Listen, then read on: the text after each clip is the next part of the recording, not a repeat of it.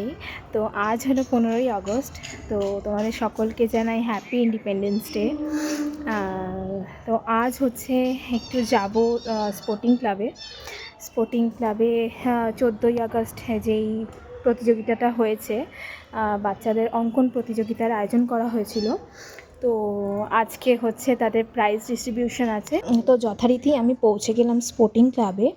তারপর আমাদের মঞ্চে ডাকা হলো। তিন জায়গা দিয়ে ক্লাব মেম্বাররা উপস্থিত আছেন।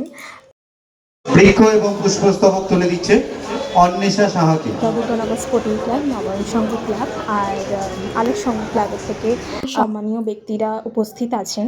তারপর এখানে সব বাচ্চাদের আমরা প্রাইজ হাতে তুলে দিচ্ছি। আমি প্রথমত স্পোর্টিং ক্লাবকে থ্যাংক ইউ বলবো যে আমাকে মঞ্চ দেওয়ার জন্য।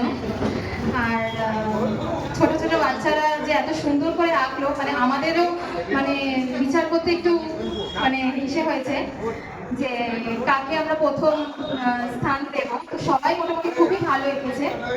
তো আমি চাই আরও তারা এগিয়ে যাক তাদের জীবনে। Thank you.